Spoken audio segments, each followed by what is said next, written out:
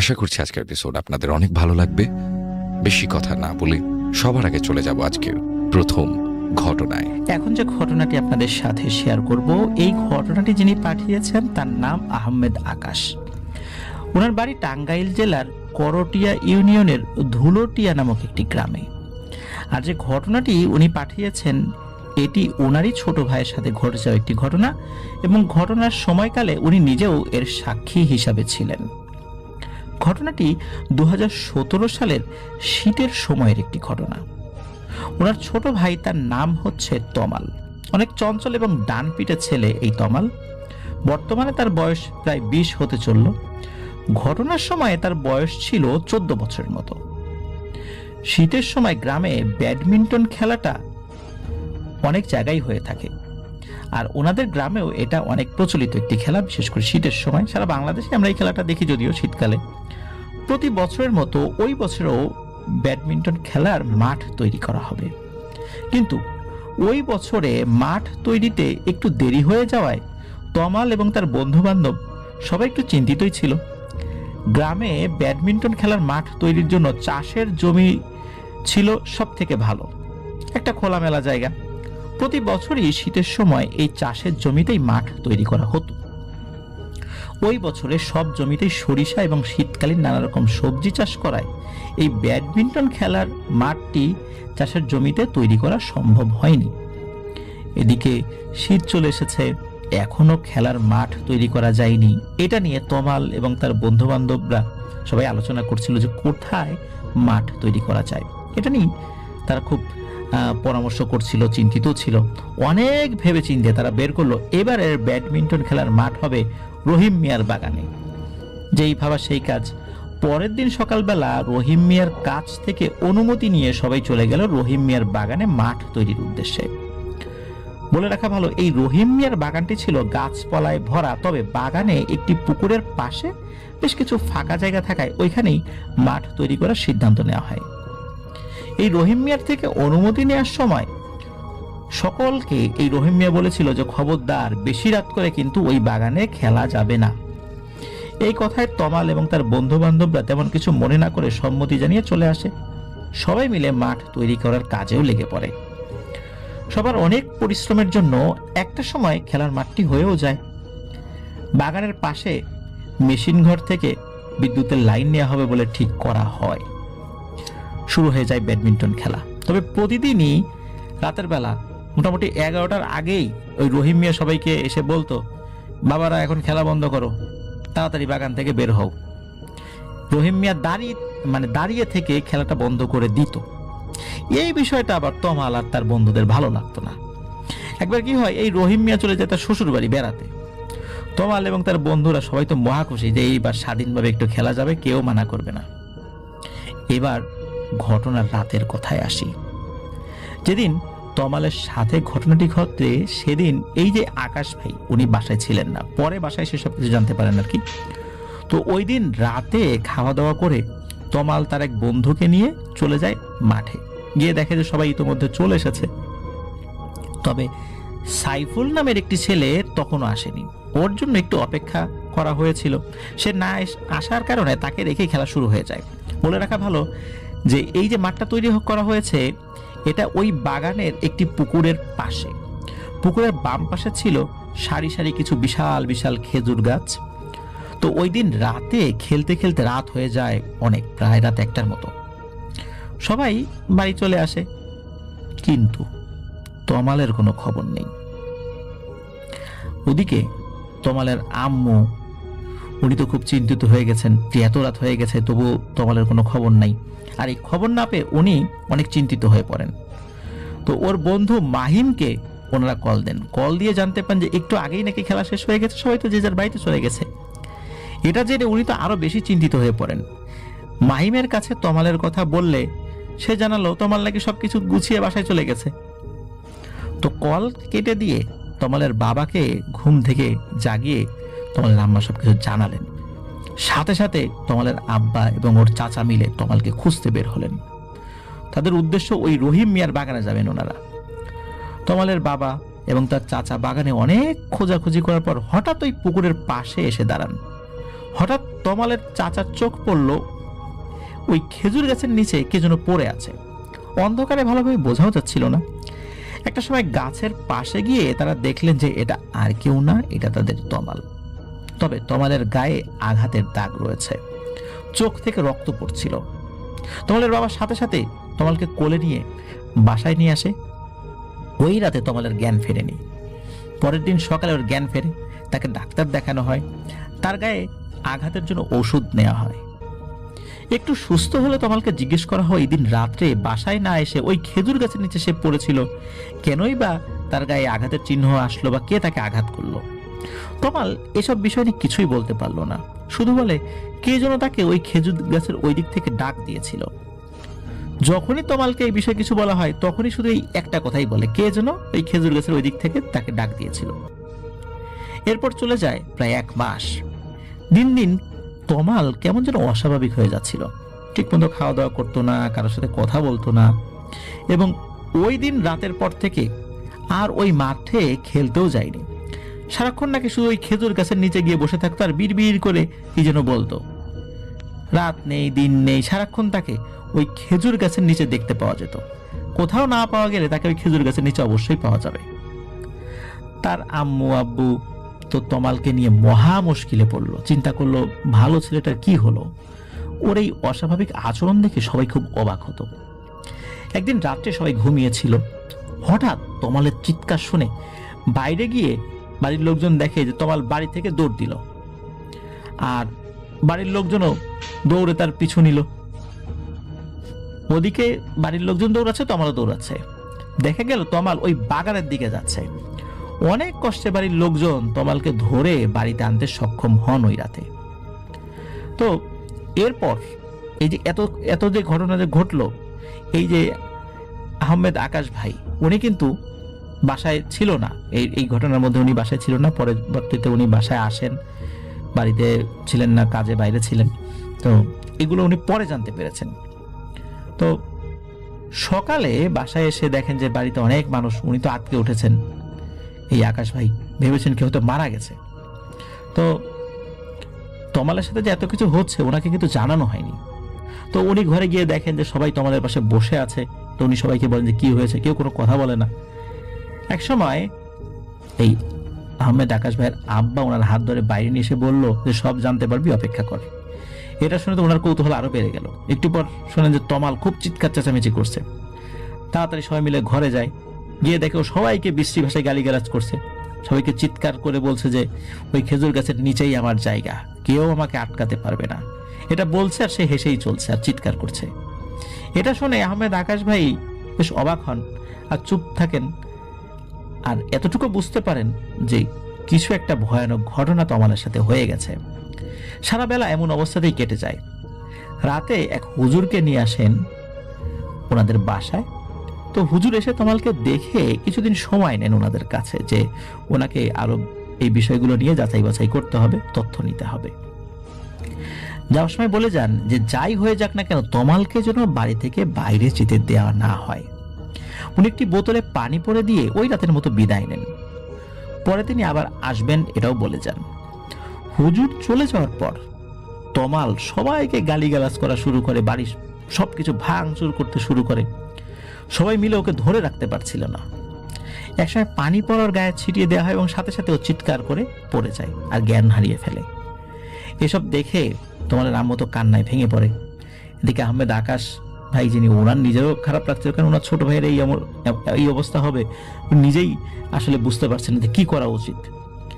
এদিকে তমাল ঠিক মতো খাওয়া দাওয়া করতো না, শুকিয়ে যাচ্ছিল, সারাদিন চিৎকার চেঁচামেচি করতো, দৌড়ে বাসা থেকে চলে যাওয়ার চেষ্টা করতো। তো এক সময় না পেরে ওকে দড়ি দিয়ে বেঁধে রাখা পর্যন্ত হয়। এমন অবস্থায় সেই হুজুরকে আবার খবর দেওয়া হয়। তিনি ওই রাত্রে আসবেন বলে জানান সবাইকে। এশার নামাজের পর হুজুর বাসায় আসেনও। তিনি এসে সবাইকে জানান যে তমালের উপর এক ভয়ানক খারাপ জিনের দৃষ্টি পড়েছে। ওই জিনটি নাকি তমালকে মেরে ফেলতে চায়। এসব শুনে ওনারা সবাই তো অবাক। ওনারা সবাই জানতে চান যে এমনটা কেন হলো, এই ছোট্ট কিশোর বয়সী তমালের সাথে জিনের আবার শত্রুতা হলো কেন। তখন হুজুর বলেন যে হুজুর তার অনুগত 6 জন জিন দ্বারা খবর নিয়েছে এবং তারা খবর দিয়েছে এই জিনটি অনেক বদমেজাজি একটি জিন। তমাল যখন ওই দিন রাত্রে বাড়ি ফিরছিল তখন ওই জিনটি মায়া সৃষ্টি করে ওকে গাছের নিচে নিয়ে যায় ক্ষতি করার উদ্দেশ্যে। তবে ক্ষতি কেন করবে এই বিষয়টি আরো পরবর্তীতে জানা যায়। কারণ হলো পরবর্তীতে এটি তথ্য পাওয়া গিয়েছিল, ওই সময় হুজুর কিছু বলেন নাই।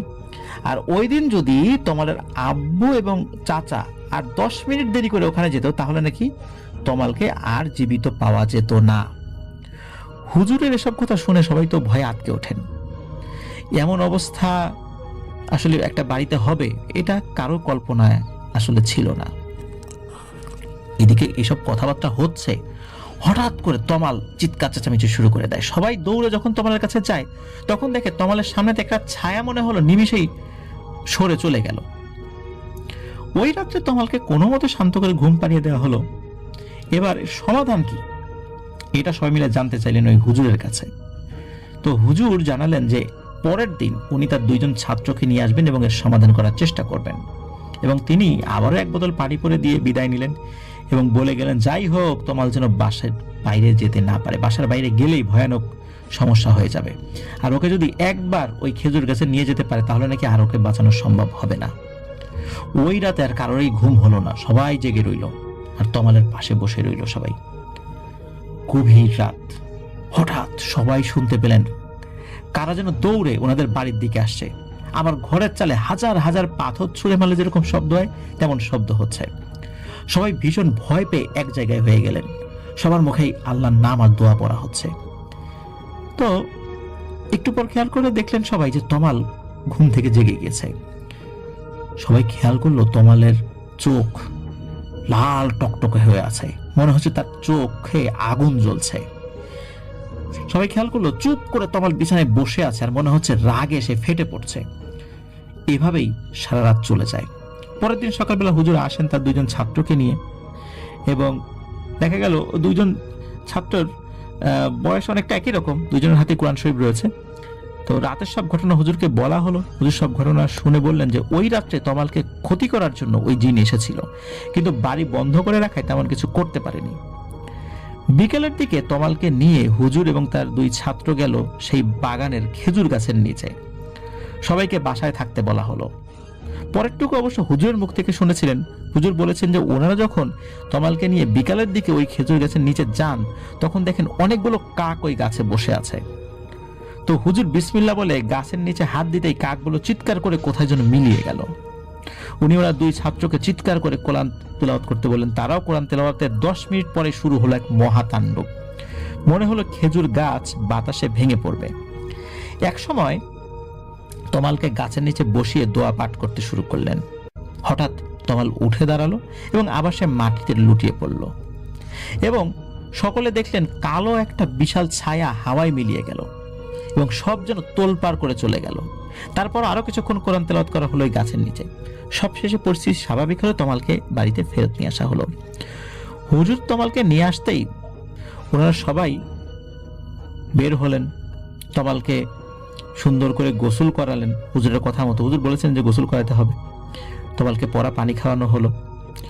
হুজুরকে ওনারা অনেক প্রশ্ন করেছেন, তবে হুজুর তেমন কোনো উত্তর দেননি। হুজুর এতটুকুই বলেছিলেন এখানে কোনো বিপদ নেই, আস্তে আস্তে সব ঠিক হয়ে গেছে। তবে হুজুর একটা পরামর্শ দিয়ে গিয়েছিলেন যে তমালকে রাতের বেলা কোথাও যেন একা যেতে না দেওয়া হয়, ওকে 5 ওয়াক্ত নামাজ পড়তে হবে। হুজুর বিদায় নিয়ে আসায় বলে গিয়েছিলেন গ্রামের মসজিদে দান করতে, বেশি বেশি করে আমল করতে, আল্লাহর রহমতে ইনশাআল্লাহ সব ঠিক হয়ে যাবে। এইটা বলে হুজুর চলে গিয়েছিলেন।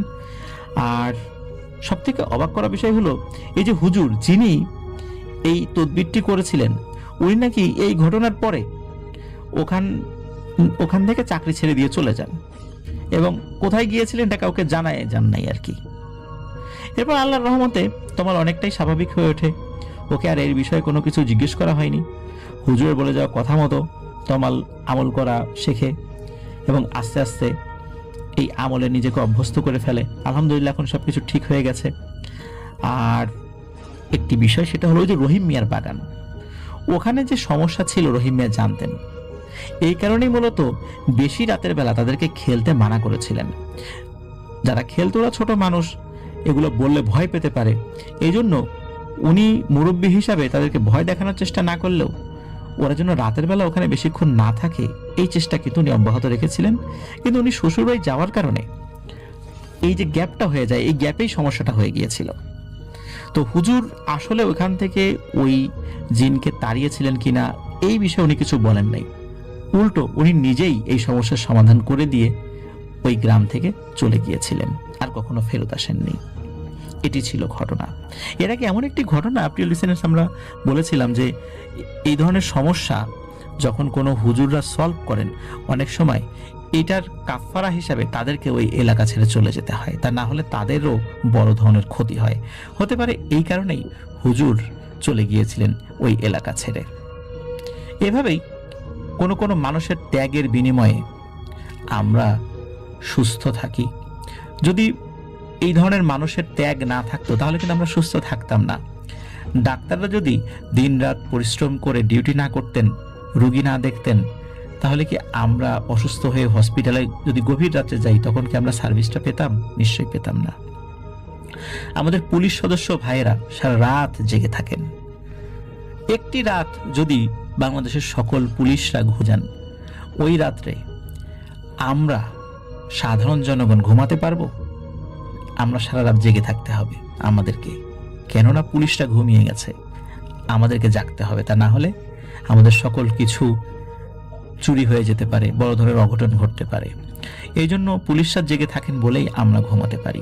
একই রকম ভাবে আমাদের বিজিবি সদস্য যারা রয়েছেন তারা সীমান্তে পাহারা দিচ্ছেন বলেই আমাদের সীমান্ত নিরাপদ রয়েছে।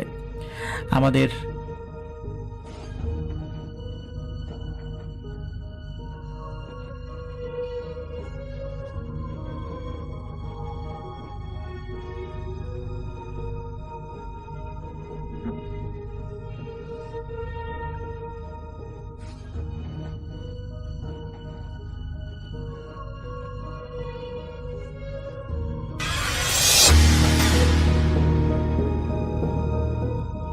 চলে যাব আজকের আমাদের পরবর্তী ঘটনায়। আসসালামু আলাইকুম। ধন্যবাদ ভাইয়া আমাকে সুযোগ করে দেওয়ার জন্য। ওয়ালাইকুম আসসালাম। জি, আপনার নাম বলে আপনার ঘটনাটা শেয়ার করুন। আমার নাম মোহাম্মদ হারুন রশিদ সাগর। আমি আসছি মগবাজার থেকে। আমার হোম ডিস্ট্রিক্ট সাতক্ষীরা। জি, তালা সাতক্ষীরা। এখন কথা না বাড়ি আমি আমার ঘটনায় চলে যাই। অনেকে দেখাচ্ছে যে ঘটনা যখন শেয়ার করে তখন এটা হাইড করে, ওটা হাইড করে, কিন্তু আমি আমার স্থানকাল পাত্র যাই আছে আমি সব কিছুই খোলাখুলি বলতে চাই, শেয়ার করতে চাই। এই কারণে যে যাতে মনে হয় যে আমার ঘটনার যেহেতু সত্যতা আছে এবং নিজের সাথেই ঘটেছে, এর জন্য আমি সব কিছুই সরাসরি বলবো। স্থান, ঘটনাগুলো, যে কোনো নাম। তাহলে আমি আমার ঘটনায় চলে যাই ভাইয়া। হ্যাঁ, অফকোর্স। জি, হ্যাঁ, ঘটনা হচ্ছে 2015 সালের দিকের ঘটনা। আমি তখন করোনা বিএল কলেজের স্নাতকোত্তর স্টুডেন্ট ছিলাম। ওই সময়ের ঘটনা এটা।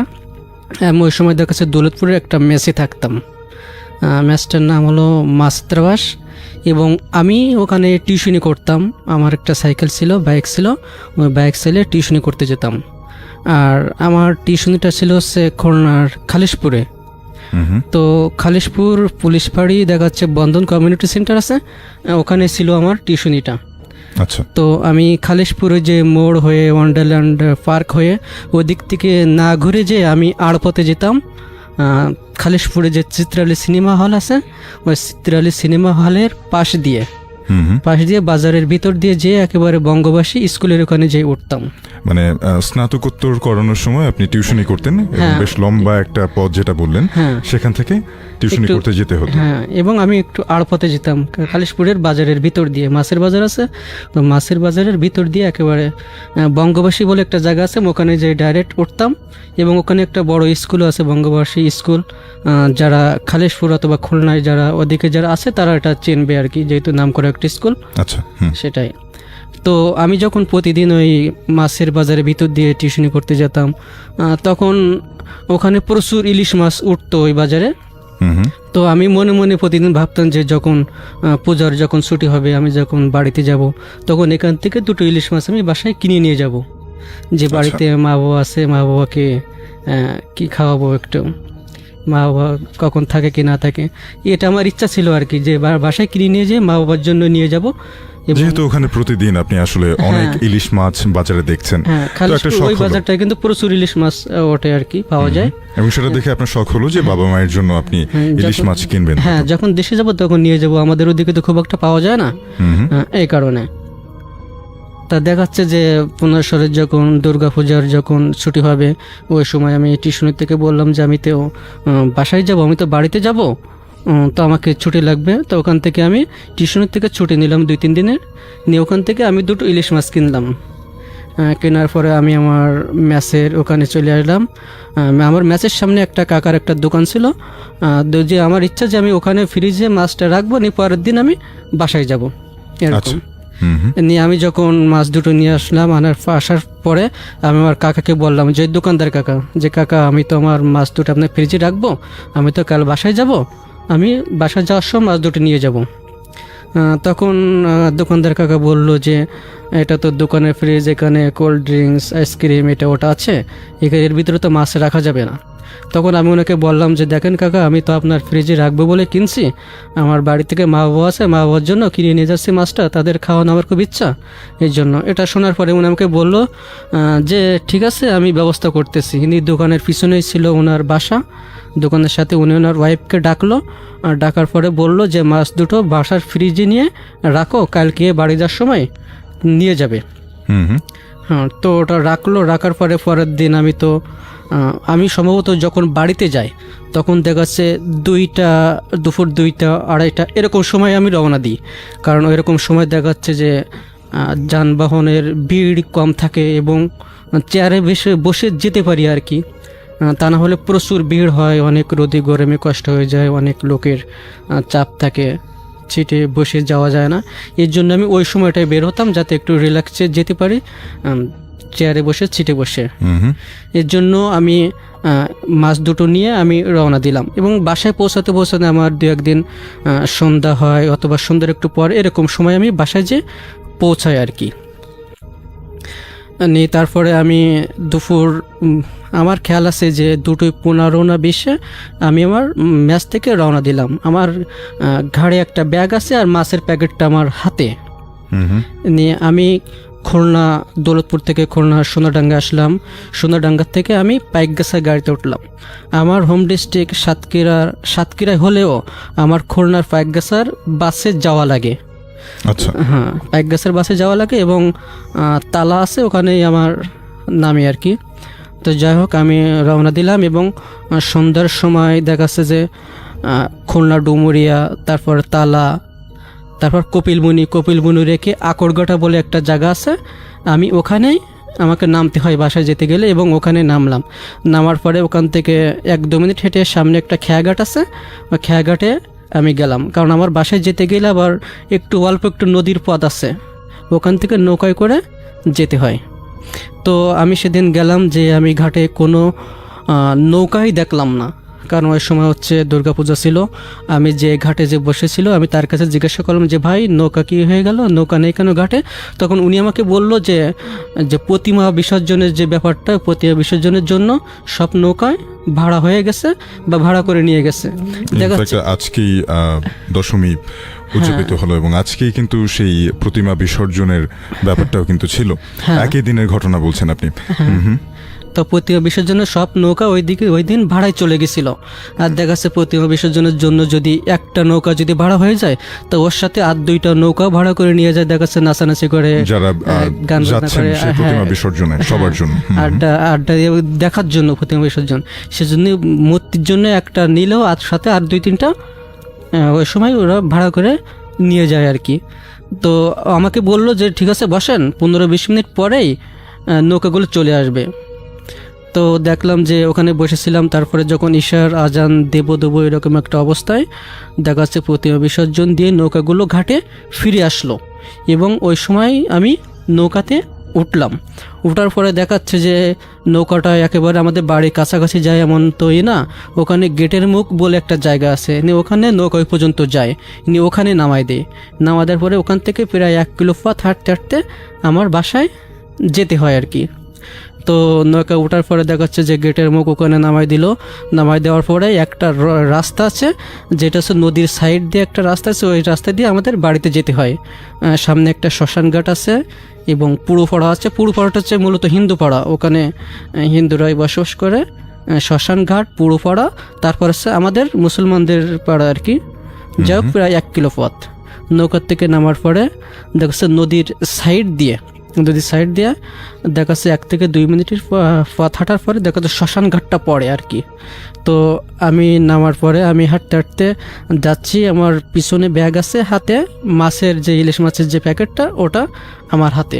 কিন্তু আমি হাঁটতে হাঁটতে যখন শ্মশান ঘাট পর্যন্ত যাই, তখনই আমার জীবনের সবচেয়ে ভয়ঙ্কর একটা অভিজ্ঞতা বলেন, ঘটনাই বলেন, ওই ঘটনাটা ঘটেছিল, যেটা আমি আজ পর্যন্ত ভুলতে পারি না বা কখনোই ভুলতে পারবো না। আসলে ভূত প্রেত এগুলো আমি কখনো, আমার বিশ্বাস ছিল না বা আমার সাথে এরকম কখনোই কোনো কিছু অনাকাঙ্ক্ষিত ঘটনা ঘটেনি। কিন্তু ওই দিনে ঘটেছিল, আমি সেটা বলতেছি যে যখন আমি শ্মশানঘাট পর্যন্ত যাই, তখনই দেখাচ্ছে একটা ওয়াট্ট হাসির একটা আওয়াজ আমি শুনতে পেলাম। আমার মনে হলো যেন শতবর্ষী কোনো নারীর এরকম একটা হাসি। তার মানে হাসিটা যে এত ভয়ঙ্কর ছিল আমি বলে বোঝাতে পারবো না। একেবারে খুব বৃদ্ধ বা প্রবীণ গলাতে একজন নারীর হাসি শুনতে পেলাম। একেবারে যখন শ্মশান ঘাটে সোজাসুজি গিয়েছি, তখন এটা আমি অনুভব করতে পারলাম এবং আমার ডান সাইড থেকে এই হাসির আওয়াজটা আমি শুনতে পেলাম। আমি যেন একেবারে কাঠ হয়ে গেলাম, আমি যেন একেবারে পাথরের মতো দাঁড়িয়ে গেলাম, নড়াচড়া ক্ষমতা হারিয়ে ফেললাম।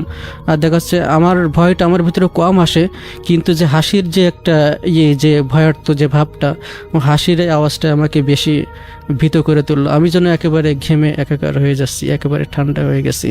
ওই জায়গাটাতে ওই সময় আসলে কারোর হাসার কথা না, তাও একজন বৃদ্ধ মানুষের, বৃদ্ধ মহিলার হাসার কথা না, যেহেতু আপনি বলছিলেন যে নদীর একটু পরেই 2 মিনিট হাঁটলেই শ্মশানটা পড়ে এবং সেখান থেকে আপনি শুনছিলেন। হ্যাঁ, এবং শ্মশান ঘাটে রেখে 2-3 মিনিট পরে হচ্ছে পুরো পাড়া, হিন্দুদের যে পাড়াটা।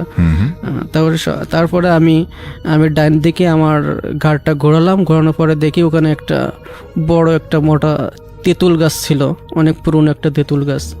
দেখা যাচ্ছে তেঁতুল গাছের একটা মগ ডালে বসে আমি একটা অবয়ব, আমি ফেসটা অবশ্য দেখতে পাইনি, কিন্তু ও যে পা দুটো একেবারে মাটি পর্যন্ত যেন নেমে আসছে এবং অনেক পায়ের যে আঙ্গুলগুলো অনেক লম্বা আর কি।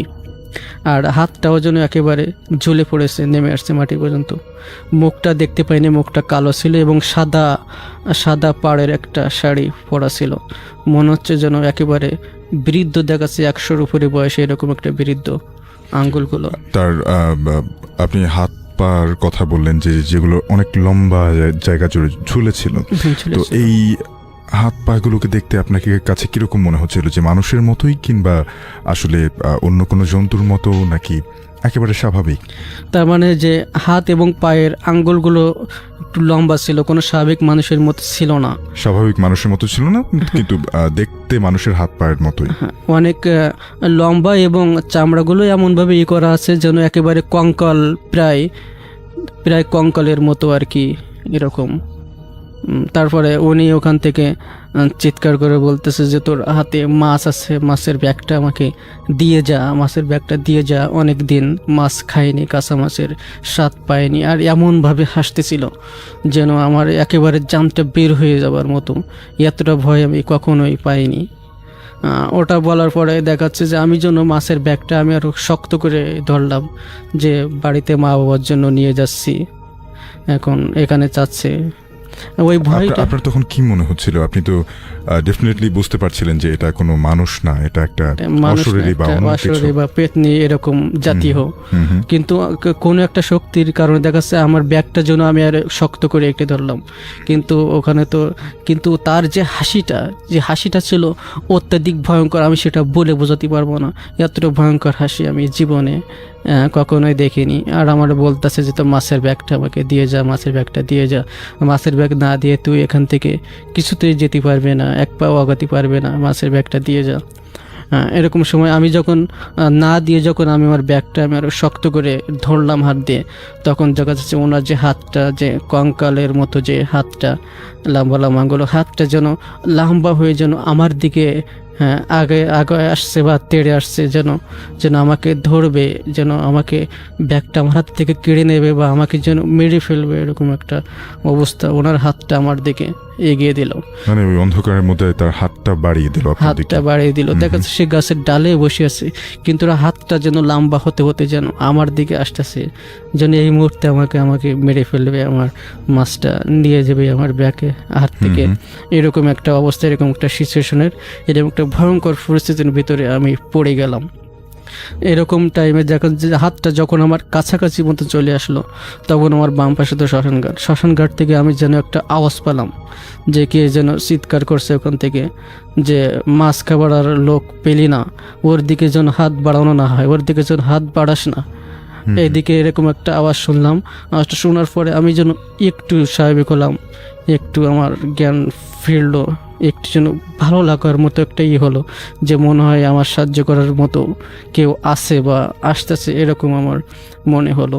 আমি আমার ডাইন দিকে ঘাটটা ফেরালাম। ঘাটটা ফেরানোর পরে দেখি যে ওখানে যে শ্মশানঘাট ছিল, শ্মশানঘাট থেকে গোপালদা তার হাতে একটা আদা পোড়া কাঠটা নিয়ে আমার দিকে এগিয়ে আসছে, যে মাছ খাবার আর লোক পেরোনো, ওর দিকে যেন হাত বাড়ানো হয় সর, তা না হলে একেবারে হাতের এই কাঠটা দিয়ে তোকে ফিটাই বিদায় করব। আমি ওই সময় যে গোপালদার পরিচয়টা আমি আগে বলে দিই, যে পুরু পাড়া, যেটা হিন্দু পাড়া, ওখানে উনি থাকতো। ওনার স্ত্রী, সন্তান, ছেলে মেয়ে কেউ ছিল না। তার মানে যাযাবার টাইপের একজন নিঃসঙ্গ ভবঘুরে একজন মানুষ ছিল উনি। দেখা যাচ্ছে যে আমাদের মুসলমান পাড়ার দিকে উনি থাকতেন। দেখা যাচ্ছে যখন খাবার টাইম হতো তখন বিভিন্ন বাসা থেকে ওনাকে খাবার দিত। এরকম আমাদের বাড়িতেও অনেকবার গেছে, আমার মা ওনাকে ভাত খেতে দিয়েছে, আমার করছে। আর দেখা যাচ্ছে কোনো লোকজন যদি পথে পেত তাহলে বলতো যে আমাকে 10টা টাকা দে, আমাকে 10টা টাকা নিয়ে খাবো। আমাদের ওদিকে এটা পাওয়া যায় 10 টাকার, ওই সময় পাওয়া যেত যে 10 টাকার করে।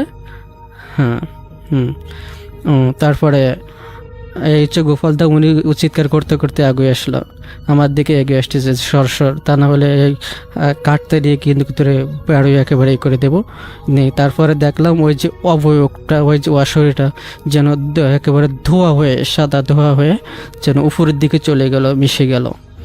তারপর উনি আমার কাছে এসে বললেন যে বাবু চলো তোমাকে বাড়ি পর্যন্ত আমি আগায় দিয়ে আসি। এটা বলে উনি আগে আগে হাঁটতে লাগলেন, আর আমি কিছুটা নর্মাল হয়ে স্বাভাবিক হয়ে ওনার পাশে পাশে হাঁটতে লাগলাম। আমি বললাম যে গোপাল দাদা দাঁড়ান, আমরা একসাথে যাই, হাঁটতে হাঁটতে গল্প করতে করতে, যে আমি তো অনেক ভয় পেয়েছি। তারপরও যেন উনি একটা নির্দিষ্ট একটা স্পেসিফিক দূরত্ব বজায় রেখে হাঁটতে লাগলেন। আমি যতই দূরত্ব হাঁটি না কেন, আমি যেন ওনাকে ধরতে পারতেছি না। আমি অনেক জোরে জোরে হাঁটতেছি, তারপরও যেন ওনাকে ধরতে পারতেছে না। উনি অনেক একটা ডিফারেন্স ওনার ভিতরে ছিল। যাই হোক, এরকমভাবে দ্রুত হাঁটার কারণে অতি দ্রুত আমার বাড়ির সামনে এসে পৌঁছালাম। পৌঁছানোর পরে উনি বললেন যে বাবু তুমি এবার বাসায় চলে যাও, আর এরকম রাত করে কখনো আসবা না। যখন খুলনা থেকে রওনা দিবা একটু তাড়াতাড়ি রওনা দিবা, তা না হলে সবসময় তো আমি থাকবো না। তখন আমি ওনাকে ধন্যবাদ দিলাম। ধন্যবাদ দিয়ে পকেট থেকে 10 টাকা ওনার দিকে আমি, তুমি এটা নাও, তুমি একটা মোড়া। তখন তো উনি আমাকে এটাই বললেন যে এখন আর আমার প্রয়োজন হয় না। এটা বলে উনি চলে গেলেন। নিয়ে আমি বাড়ির ভিতরে চলে গেলাম, দেখি যে আমার মা আব্বা বসে আছে, আব্বার ভাত খাওয়া শেষ হয়ে গেছে, খেয়ে পান খাচ্ছেন, এবং আমাকে দেখে বললো যে এত দেরি করলি কেন। তখন আমি বললাম যে ঘাটে এসে নৌকা পাইনি। তারপর আমার সাথে যেটা ঘটে গেল আমি সেটাও আমার মা বাবার সাথে শেয়ার করলাম। এটাও বললাম না যে গোপালদা আমাকে আগাই দিয়ে গেছে। গোপালদার কথা বলার পরে তারা যেন একটু হতভম্ব হয়ে গেল, একটু অবাক দৃষ্টিতে আমার দিকে তাকিয়ে থাকলো। তখন আমি আমার মাকে বললাম যে মা কি হয়েছে, এভাবে আমার দিকে তাকিয়ে আসো, কি হয়েছে কি বলো। তখন উনি আমাকে বললো যে গোপাল দাদা তো 10-12 দিন আগেই মারা গেছে। এটা শুনে আমি তখন অবাক হয়ে গেলাম। তখন মা বললেন যে আমাদের বাড়িতে আসতো এবং আমরা যে তাকে প্রায় খেতে দিতাম, এই যে এটা হয়তো কিছুটা কৃতজ্ঞতাবোধ থেকে হয়তো এটা উপকারটা করেছে। শাবিন ভাই, এটাই ছিল আমার ঘটনা। জানি না কত দূর সুন্দর করে গোছায় বলতে পারলাম, তো চেষ্টা করলাম আর কি। ধন্যবাদ সবাইকে।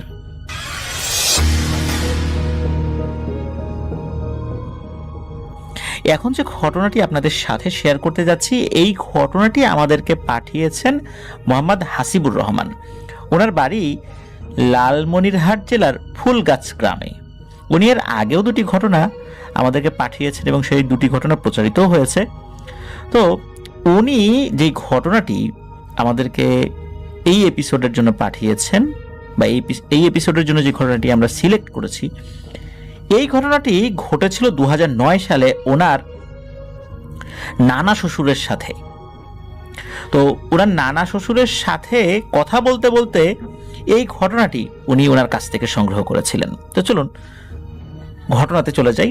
ওনার নানা শ্বশুরের মাছ ধরার নেশা কিন্তু মারাত্মক, এবং এখনো পর্যন্ত প্রচন্ড কনকনে শীতের রাতেও উনি সারা রাত জেগে মাছ ধরেন। ওনাদের যেই বাড়িটা, ওই বাড়িটার কাছে একটি নদী রয়েছে, সেই নদীর নাম হচ্ছে ধরলা নদী। মূলত এই ধরলা নদীতেই ওনার নানা শ্বশুর মাছ ধরেন। উনি মূলত মাছ ধরতেন বড়শি বা ছিপ আর কারেন্ট জাল দিয়ে। ট্যাটা বা এই টাইপের জিনিস ওনার সাথে খুব একটা থাকতো না।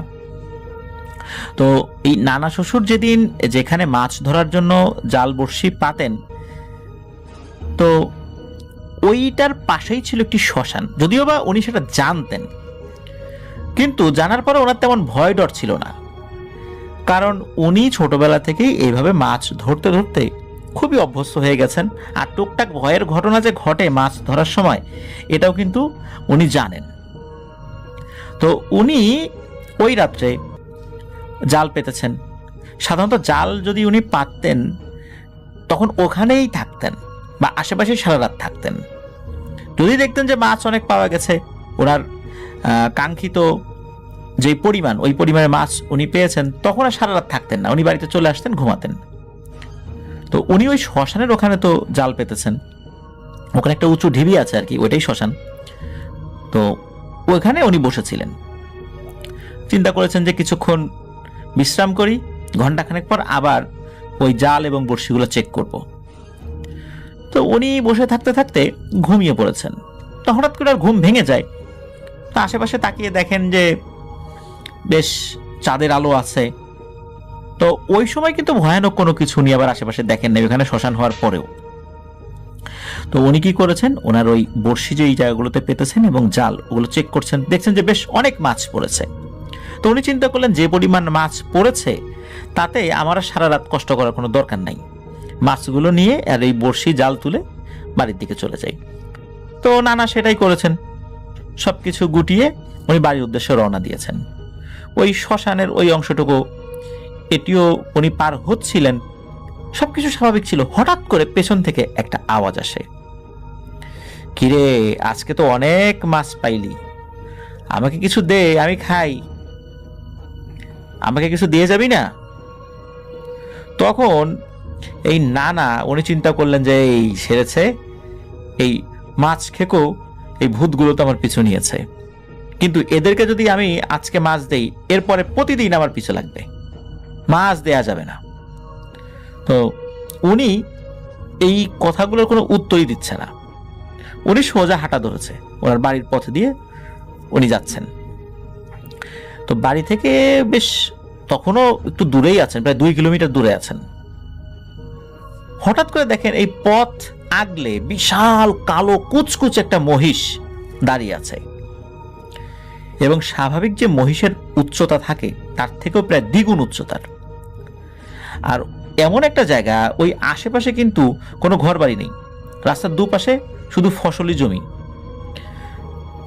নানা আরো খেয়াল করেন মহিষের চোখগুলো আগুনের মতো লাল টকটকে। তো নানা চিন্তা করেছেন এটাকে কোনো আঘাত করা যাবে না, আঘাত করলে আবার পরে ঝামেলা হয়, এটাকে পাশ কাটিয়ে চলে যাই। আর নানা কি করেছেন, উনি ওনার মতো মনে মনে দোয়া দুরুদ পড়ছেন আর ওই মহিষটাকে পাশ কাটিয়ে যাওয়ার চেষ্টা করছেন। কিন্তু যখনই পাশ কাটিয়ে যাওয়ার চেষ্টা করেন, ওই মহিষটা বারবার পথ আগলে দাঁড়ায়। উনি মাঠের মধ্যে দিয়ে যাওয়ার চেষ্টা করেছিলেন, মাঠের মধ্যে নেমে, মানে রাস্তা থেকে মাঠে নেমে কিছুটা পথ হেঁটে আবার রাস্তায় উঠেছেন, দেখেন যে আবার ওই পথের উপরে সেটা বসে আছে, ওটা সরে না। এইভাবে অনেকক্ষণ ধরে নানাকে বিরক্ত করছে। তখন নানা উনি ওনার মেজাজটা হারিয়ে ফেলেন। উনি রাগে ওনার হাতে থাকা যে বড়শির ছিপ ছিল, এর মধ্যে থেকে মোটা একটা ছিপ বের করেছেন এবং সেটা দিয়ে ওই মহিষটাকে বেধড়ক পিটাতে শুরু করেছেন, মানে ইচ্ছা মতো মায়ের যাকে বলে। তো এতগুলো মার দেওয়ার পরে ওই মহিষ খুব একটা বেশি নড়ে না। এইভাবে প্রায় 15-20 মিনিট ওই মহিষটাকে পিটিয়েছেন, ওই মহিষও তাকে আক্রমণ করে না।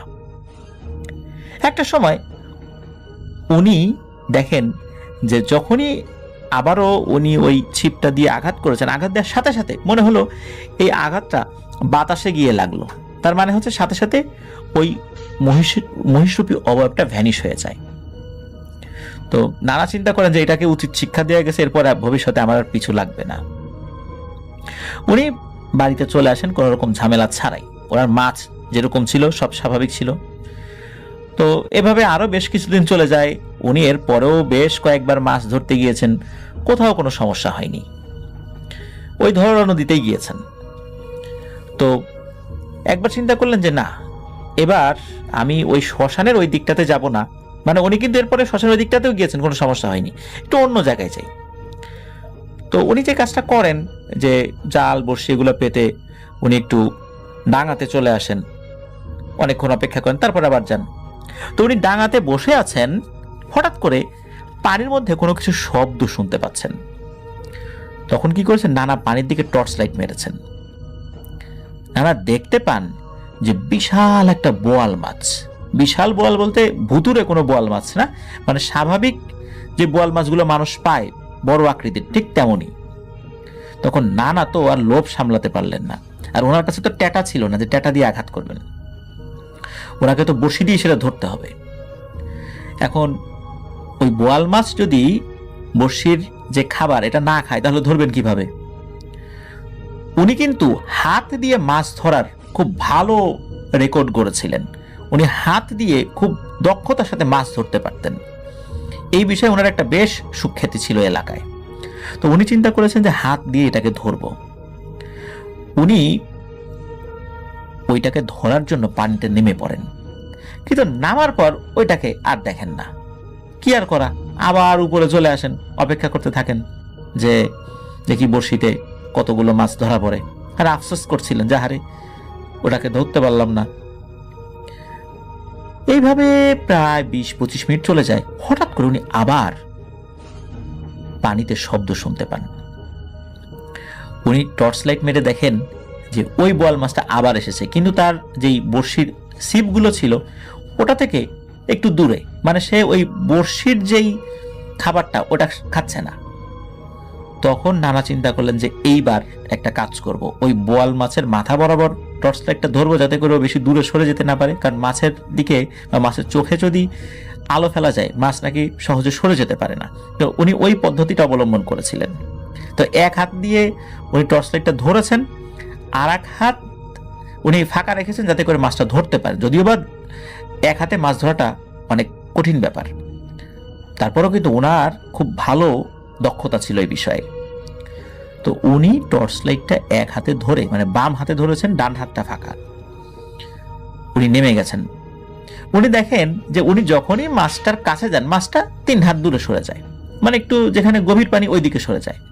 তো উনিও লোভে লোভে ওই দিকে সরে যাচ্ছেন। উনি প্রায় বুক পানি পর্যন্ত চলে আসছেন। তখন আর ওই মাছটাকে আর দেখা যায় না, স্বাভাবিকভাবে দেখা যাবেও না, বেশ গভীর পানিতে চলে আসছেন। তখন ওর মনে হয় আরে আমি এতটা পথ চলে আসছি, এই বুক পানিতে তো এরকম মাছ ধরা যায় না, বড় জোর কোমর পানি হলে ধরা যায়। তো উনি চিন্তা করেন যে এই মাছটাকে আর ধরা যাবে না, এই মাছটা অনেক চালাক, যাই আমি ডাঙাতে উঠে যাই।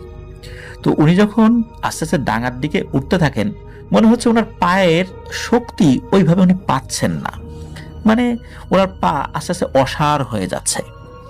তারপরে উনি অনেক কষ্টে কোমর পানি পর্যন্ত যেই না এসেছেন তখনই উনি ফিল করেন কোনো কিছু ওনার 2 পা খামচে ধরে আছে, মনে হচ্ছে সেই জিনিসটারও মানুষের মতো 5টা আঙ্গুল রয়েছে 2 হাতে। তো উনি তো বুঝতে পেরেছেন যে সর্বনাশ, আমি তো বিশাল এক বিপদে পড়ে গেছি, এতদিন তো বিপদ হয় নাই, আজকে তো বড় ধরনের বিপদে পড়ে গেছি। উনি তো কোনো মতে ছুটে আসার জন্য অনেক চেষ্টা করছেন কিন্তু পারছেন না, কোমর পানিতে আসার কারণে না শরীরের শক্তিটা কিছুটা হলেও বেশি ছিল। উনি চেষ্টা করছেন, এদিকে এক হাতে টর্চ লাইট। তো উনি পানির দিকে মেরেছেন যে কোন জিনিসটা আমাকে টেনে ধরে। যেহেতু ওই জায়গাটা উনি মানে নড়াচড়া করেছেন, পানি কিছুটা ঘোলা হয়ে গেছে। ওই ঘোলা পানি হওয়ার কারণে তেমন একটা কিছু দেখতে পান নাই। তবে উনি ওনার সর্বোচ্চ শক্তি দিয়ে চেষ্টা করেছিলেন, এটা জোরে জোরে দোয়া দুরূদ পড়ছেন, কিন্তু মনে হচ্ছে যে ওই জিনিসটা আস্তে আস্তে গভীর পানির দিকে ওনাকে নিয়ে যাওয়ার চেষ্টা করছে। তো উনিও অনেক চেষ্টা করছিলেন। একটা পর্যায়ে আল্লাহর অশেষ রহমতে উনি যখন হাঁটু পানি পর্যন্ত এসেছেন, তখন ওই জিনিসটা নানার পা ছেড়ে দেয়। তখন উনি দ্রুত ডাঙায় উঠে পড়েন। ডাঙায় উঠে পড়ার পর উনি চিন্তা করেন, যাক বাঁচলাম এবারের মতো, খুব বড় ধরনের বিপদে পড়েছিলাম। উনি ওই বড়শির ছিপ জাল ওখানে রেখে দ্রুত বাড়ির দিকে হাঁটা শুরু করেছেন, যে বড় একটা বিপদে পড়ছি, তাড়াতাড়ি বাড়ি ফেরত যায়, এখানে থাকলে আরো বিপদ হতে পারে। আর উনি যে পানিতে নেমে আবার হাত দিয়ে ওই বড়শির ছিপগুলো তুলবেন, জাল তুলবেন, আর নামার সাহস হচ্ছিল না। উনি বাড়ির দিকে হাঁটা শুরু করেছেন, প্রায় 1 কিলোমিটার ধু ধু বালি। মানে ওই সময়ে উনি যেই এলাকায় এসেছিলেন, সাধারণত উনি তো এই সাইডে কম আসেন, তো ওইখানে প্রায় 1 কিলোমিটার ধু ধু বালু চর, ওটা পার হয়ে বাড়ির দিকে যেতে হয়। তো উনি হাঁটছেন, হঠাৎ করে খেয়াল করেন ওনার সামনে একটা অবয়ব, চাঁদের আলোতে উনি স্পষ্ট দেখতে পাচ্ছিলেন। আর ওনার কাছে ওই সময় টর্চ লাইটটা ছিল না, ওই ধস্তাধস্তিতে ওই পানির ওই ভেতরে যখন উনি ছিলেন তখন হাত থেকে ওটা পড়ে গিয়েছিল। উনি যে ডুব দিয়ে সেটা আবার তুলবেন এই সাহসটা ছিল না। তো যাই হোক, উনি চাঁদের আলোতে দেখতে পান যে এই অবয়বটা, এইটা একদম বানরের মতো, কিন্তু মুখটা মানুষের মতো, মানে একদম স্বাভাবিক মানুষের যে মুখ ওই রকম মুখ, কিন্তু বডিটা পুরোটাই বানরের মতো, লেজ আছে, সবকিছু আছে। এবং এমন ভয়ঙ্কর দেখাচ্ছিল ওটাকে যে উনি ভাষায় প্রকাশ করতে পারছিলেন না, কারণ ওনার এত ভয় লাগছিল। ওই অভাবটা হঠাৎ করে বলে ওঠে, কিরে সেদিন তো আমাকে খুব মারলি, এখনো আমার শরীরে ব্যথা আছে, আয় আজকে আমি তোকে কিভাবে মারি তুই খালি দেখবি। এই বলে ওই জিনিসটা কি করে, নানাকে আক্রমণ করে এবং নানাকে তুলে মারে এক আছাড়। ওখানে বালি থাকার কারণে প্রথম আছাড়ে উনি খুব একটা বেশি ব্যথা না পেলেও পরবর্তীতে ওনার খুব ব্যথা লাগছিল, বারবার তুলে তুলে আছাড় মারছিল, কিন্তু নানা তেমন কোনো প্রতিরোধ করে তুলতে পারছিলেন না। উনি ওনার জায়গা থেকে চেষ্টা করছিলেন, কিন্তু খুব একটা বেশি পারছিলেন না। এভাবে কতক্ষণ চলেছে ওনার ঠিক মনে নাই। উনি অনেক চিৎকার করছিলেন, কিন্তু আশেপাশে কোনো মানুষ ছিল না। আর ওই জিনিসটার হাতে অনেক বড় বড় নখ ছিল, ধারালো নখ ছিল, সেটা দিয়ে নানার শরীরে প্রচন্ড আঁচড় দিচ্ছিল, একদম রক্তারক্তি অবস্থা। একটা পর্যায়ে নানা সেন্সলেস হয়ে যান, ওনার কিছু মনে নাই। সকালবেলা ওই দিক দিয়ে মানুষ যখন ফিরছিলেন বা যাচ্ছিলেন, নানাকে দেখে চিনতে পারেন, সবাই মিলে তাকে বাড়িতে পৌঁছে দেন। কিন্তু নানা কিন্তু আর স্বাভাবিক ছিলেন না, উনি পুরোপুরি প্যারালাইজড হয়ে যান, ওনার পুরো বডি প্যারালাইজড হয়ে যায়। অনেক ডাক্তার কবিরাজ দেখানো হয়েছে, আস্তে আস্তে উনি স্বাভাবিক হন। উনি 6 মাস কোনো কথাই বলতে পারেন নাই, বোবারা যেভাবে শব্দ করে ঠিক ওইভাবে শব্দ করেছিলেন। অনেকে ধারণা করে নিয়েছিল তার পরিবারের সদস্যরা উনি আর বাঁচবেন না। অনেক দূর দূরান্তের আত্মীয় স্বজনরা ওনার শেষ দেখা দেখতে এসেছিলেন, যে মারা যাবেন, শেষ দেখাটা দেখে আসি, এরকম ঘটনাও ঘটেছিল। তবে 6 মাস এরকম খুব খারাপ অবস্থা থাকার পর আস্তে আস্তে আস্তে আস্তে উনি সুস্থ হন। মূলত সুস্থ হওয়ার পরেই এই পুরো ঘটনাটা উনি সকলকে বলতে পেরেছিলেন। নানার শরীরে এখনো সেই নখের আঁচড়ের দাগ আছে। উনি ভালো আছেন, সুস্থ আছেন। আল্লাহর কাছে দোয়া করি উনি আরো অনেক দিন বেঁচে থাকুন, সুস্থ থাকুন, এবং এর মধ্যে যদি আরো কোনো ঘটনা ওনার সাথে ঘটে তাহলে আমরা যেন সেই ঘটনাগুলো ওনার কাছ থেকে পাই। তবে আমরা চাই না যে ওনার সাথে এমন কোনো ভয়ের ঘটনা ঘটুক যার দ্বারা উনি ক্ষতিগ্রস্ত হন। অসংখ্য ধন্যবাদ জানাচ্ছি যিনি আমাদেরকে ঘটনা পাঠিয়েছেন, হাসিবুর রহমান ভাইকে। চমৎকার একটি ঘটনা, আমাদের গ্রামের সেই চিরাচরিত ঘটনার কথাই এই ঘটনাটি মনে করিয়ে দিচ্ছে। মাছ ধরতে গেলে যেই ধরনের বিপদের মুখোমুখি আমাদের আত্মীয় স্বজনরা হয়ে থাকেন, এটি তেমন একটি ঘটনা। আশা করছি এই ঘটনাটি লিসেনারদের ভালো লেগেছে।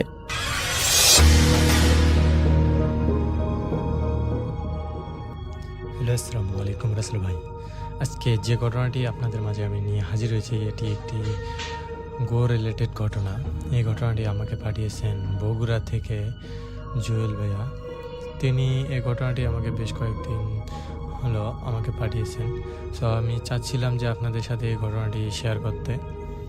সো তাদের গ্রামের একটি ভয়ঙ্কর লেভেলের একটি ঘটনা, সেই ঘটনাটি সে আমাকে পাঠিয়েছিলেন। সে ঘটনাটি ঘটে আজ থেকে প্রায় 12 বছর আগের একটি ঘটনা। তাদের গ্রামটা তখন এতটা পরিমাণে উন্নত ছিল না এখন যেরকম। তো তখন তাদের গ্রামের একদম শেষ মাথায় একটা বাড়ি ছিল। সেই বাড়িতে একজন কৃষক লোক থাকতেন। সে তার বাড়িতে শুধু সেই একাই থাকতেন এবং তার নাম ছিল হাবিব। তিনি দিনের বেলা কৃষিকাজ করতেন এবং তার বাসায় একটা গরু ছিল। তার গরুটার নাম ছিল কমল।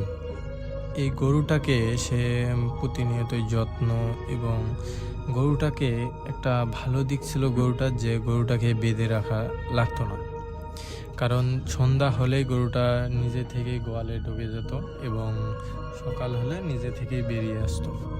এরকম শান্তশিষ্ট একটা গরু ছিল তা এই হাবিব মিয়ার। সেই গরুর নাম ছিল কমলা। এই কমলা গরুটাকে উনি খুবই যত্ন করতেন এবং তার সব গরু যেরকম উজ্ঝাটু কতগুলো গরু থাকে, এরকম কোনো গরু ওর মধ্যে এরকম কোনো ইয়া ছিল না। আর এই গরুটাকে প্রতিনিয়তই কিন্তু এই হাবিব মিয়া ভালোভাবে যত্ন নিতেন। তো একদিন হঠাৎ করে রাত্রিকালীন সময় ঝড় শুরু হয়ে গেছে তাদের এলাকায়। তো এই ঝড় এতটা পরিমাণে জোরে শুরু হয়েছে যেটা বলার বাইরে, বজ্রপাত এবং মুষলধারে বৃষ্টি পড়তেছিল।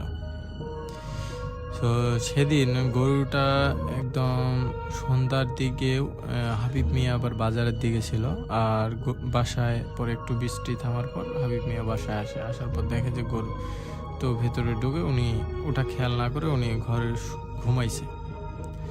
তো উনি যখন রাত 3টা বাজে এরকম সময় উনি জাগনা পাওয়ার পর উনি দেখতে পায় যে ওনার বুঝে আসে যে গরুটাকে তো দেখি নিয়ে আসে, এখন যে দেখি। তো উনি গোয়াল ঘরে যে দেখে যে গরুটা এক সাইডে বসে কাঁপতেছে, প্রচণ্ড লেভেলের কাঁপতেছে, এবং গরুটা ভিজে গেছে তার শরীরটা। এটা দেখার পর লোকটা একদম একটু চিন্তায় পড়ে গেল যে গরুটা এত ভিজলো কিভাবে, আর গরুটা কি এতক্ষণ বাইরে ছিল, এটা ভাবতেছিল উনি। তো পরবর্তীতে উনি যেটা দেখতে পায় যে বাইরের দিকে, উনার গোয়াল ঘরের বাইরের দিকে কেউ উনি আন্দাজ করতেছে কেউ হয়তো দাঁড়িয়ে আছে। তো হাতে যে হেরিকেনটা ছিল, এই হেরিকেনটা দিয়ে উনি আবার ওই আলোটা দরজার দিকে তাক করছে। তো যখন দরজার দিকে তাক করছে আলোটা, তখন দেখতে পাচ্ছে যে ওখানে কেউ নাই দরজার পাশে। যখন দেখে যে এই দৌড়ের সামনে কেউ নাই গোয়াল ঘরের দৌড়ের সামনে, তো তখন উনি এই গরুটাকে পাশে একটা ইয়া ছিল বস্তা, চটের বস্তা যেগুলো থাকে, এটা গায়ে দিয়ে উনি বেরিয়ে আসে দরজা দিয়ে। তো যখন উনি যে পরবর্তীতে ঘুমানোর পর পরের দিন সকালবেলা ঘুম থেকে ওঠার পর উনি যেটা দেখার পর ওনার একদম গায়ের লোম দাঁড়িয়ে যায়। কারণ এই যে ভিজাটা আগিনা, তার যে গোয়াল ঘরের যে একটা দরজার সামনে যে ভিজা জায়গাটা ছিল, এই জায়গা দিয়ে কেউ মানুষের পা দিয়ে হেঁটে আসছে, কিন্তু এই পাটা যে হেঁটে আসছে এবং চলে যাবে, এই চলে যাওয়ার কোনো ইয়া ছিল না, পায়ের ছাপ ছিল না, শুধু হেঁটে আসছে, সেই পায়ের ছাপটাই আছে, শুধু গেট পর্যন্ত যে আসছিল সেটাই ছাপটা আছে। এটা দেখার পর তার গায়ের লোম দাঁড়িয়ে যায় যে এতটা পরিমাণ একটা মানুষ এখানে এসে আবার কিভাবে ঘুরে গেল, উদা হলো কিভাবে, এটা উনি ভাবতেছিল। তো তাদের গ্রামবাসী সবাই তাদের এই বিষয়টা দেখার পর তারা তো অবাক যে এটা কিভাবে সম্ভব।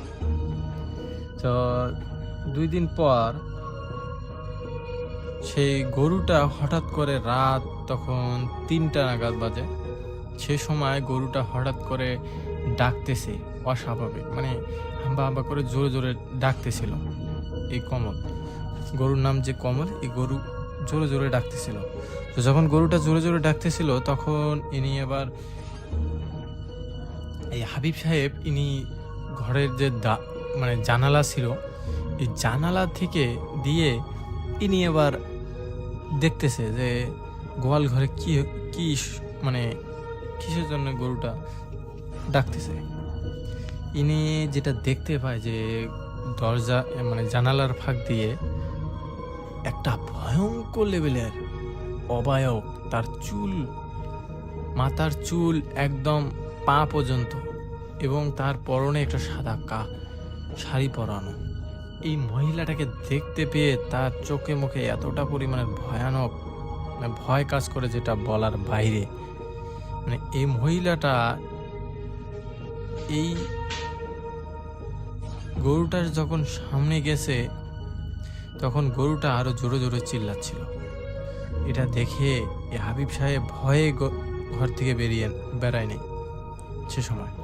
তো তখন উনি আবার কি করছে, সেদিন ওই অবস্থায় সেদিন উনি চিন্তা করতে করতে কোন দিক দিয়ে ঘুমায় গেছে উনি বুঝতে পারে নাই। তো সেদিন আবার উনি ওই গোয়াল ঘর পরের দিন সকালবেলা যখন যাওয়ার পর দেখতে পায় যে গরু স্বাভাবিকভাবে আছে এবং গরুর কোনো কিছু হয় নাই, এবং গরুর গায়ে কোনো কিছু মায়ের বা এরকম কিছুর দাগ নাই। তো এটা দেখার পর সেদিন স্বাভাবিক উনি কাজে চলে যায়। পরে সন্ধ্যার আগে উনি যখন আসে দেখায় যে গরু ঘরে ঢুকছে হাবিব সাহেব। তো হাবিব সাহেব উনি ভাবতেও পারে নাই যে এরকম কোনো অস্বাভাবিক কিছু ঘটবে। সেদিন আবার উনি খাওয়া দাওয়া করে ঘুমায় গেছে। তো ঠিক ওই রাত 3টার সময় আবার গরুটা জোরে জোরে চিল্লাচ্ছিল। সে সময় পাশে যে ছিল কুকুর, এগুলো না জোরে জোরে চিল্লাচ্ছে। আর এই বিষয়টা উনি আবার সবাই সাথে শেয়ার করে, মানে তাদের বাসার পাশে যারা যারা ছিল, যে কালকে রাতে এরকম বিষয়গুলো দেখছি আমি। তো যখন এরকম দেখার পর উনি আবার সেদিন ওই রাতেই আবার যখন এরকম করে গরুটা চিল্লাচ্ছিল তখন এটা দেখে উনি সাহস করে হেরিকেন নিয়ে এই গোয়াল ঘরের মানে ওনার দরজা খুলে বেরিয়ে আসছে। আসার পর ওই গোয়াল ঘরের দরজার দিকে উনি দেখতেছে যে একটা ওই কালকে যে অবায়কটাকে দেখতে পাইছে, চুল লম্বা এবং সাদা কাপড় পরা, তার মুখটা স্পষ্ট দেখা যাচ্ছিল না। উনি আবার ওটাকে দেখে উনি সাহস করে ওই গোয়াল ঘরের দিকে আসছে। আসার পর উনি যেটা দেখতে পায় যে গোয়াল ঘরের পাশে কোনারে এই মহিলাটি দাঁড়িয়ে আছে। এটা দেখতে পেয়ে এনার গা ঘেমে পানি পড়া শুরু হয়ে গেছে, মানে ভয়ে অবস্থা খারাপ। এদিক মধ্যে উনি আবার ওই মহিলাটাকে চিল্লায়, মানে ডাক দেয়। গরুর তো জোরে জোরে চিল্লাচ্ছে, এদিক দিয়ে যখন ডাক দেওয়ার পর এই মহিলাটা যখন অবায়কটা মাথাটা আস্তে আস্তে ঘোরাচ্ছিল, সেই মুহূর্তেই হাবিব সাহেব হঠাৎ করে মানে অজ্ঞান হয়ে যায় ওইখানে সাথে, মানে পড়ে যায়। এরপর পরের দিন সকালবেলা এই হাবিব সাহেবকে তাদের গ্রামবাসীরা এসে গোয়াল ঘরের দরজার পাশে মানে অজ্ঞান অবস্থায় পড়ে থাকা দেখে তাকে পরে জ্ঞান ফেরা হয়। তার থেকে তারা সবাই শুনে যে এরকম এরকম বিষয়। তো ঠিক ওই দিনের মানে 3 দিন পর তার আগে একটা কাহিনী হয়েছে, যেটা এই গরুটা শরীরটা এতটা পরিমাণে দুর্বল হয়ে যায় যেটা বলার বাইরে। হাবিব সাহেব যেটা বলে যে গরুটা প্রচণ্ড লেভেলের দুর্বল হয়ে যায়। ঠিক 3 দিন পরে এই গরুটা মারা যায়। আর যখন মারা যায় এই তাদের গ্রামের একজন মুরব্বী, তিনি আবার একটা কথা বলে যে এই গোয়াল ঘরে আগে একটা কবর ছিল, পুরনো কবর। তো এই কবর স্থানটা ভেঙে এই ঘরটা তৈরি করা হয়। তো এই জন্যই হয়তো এখানে এরকম ভয়ঙ্কর লেভেলের ঘটনা ঘটছে, এবং এটা হয়তো বা এর কারণেই হতে পারে, এরকম করে বলে। যখন কবরস্থানের কথা শুনছে, পরবর্তীতে হাবিব সাহেব এই ঘরটা ভেঙে দেয় এবং ওখানে ফাঁকা জায়গায় রাখে। আর এর পরবর্তীতে এই জায়গাটার যদি পাশ দিয়ে কেউ ঝড়ের রাত্রে যাইতো, বৃষ্টি পড়ার সময় যাইতো, সে নাকি হঠাৎ করে গরুর মানে ডাক শুনতে পাইতো, অস্বাভাবিক। এটা শুনতে পেয়ে তাদের সবারই ভয় কাজ করে, এজন্য তারা এরকম করে ওই জায়গাটার পাশ দিয়ে আর যাতায়াত করতো না। সো এটাই ছিল জহুল ভাইয়ের ঘটনা। আমি জানি না আপনাদের ঘটনাটি কতটুকু ভালো লাগলো। তো যদি ঘটনাটি কোনো ভুল ত্রুটি হয়ে থাকে ক্ষমা করে দেবেন রাসেল ভাই। সো এটাই ছিল আমার ঘটনা। আসসালামু আলাইকুম, আল্লাহ হাফেজ, আবার দেখা হবে নতুন ঘটনা।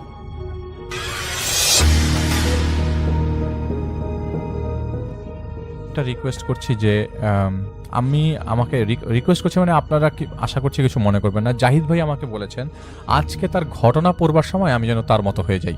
মানে আমি ডক্টর আলিফ, আমি আজকে জাহিদ ভাই হয়ে ঘটনা শেয়ার করব, যদি আপনাদের প্রবলেম না থাকে, এবং আপনারা সেইভাবেই নিবেন যেটা জাহিদ ভাই বলেছেন, এবং আশা করছি আপনাদের প্রবলেম হবে না ঘটনা বুঝতে।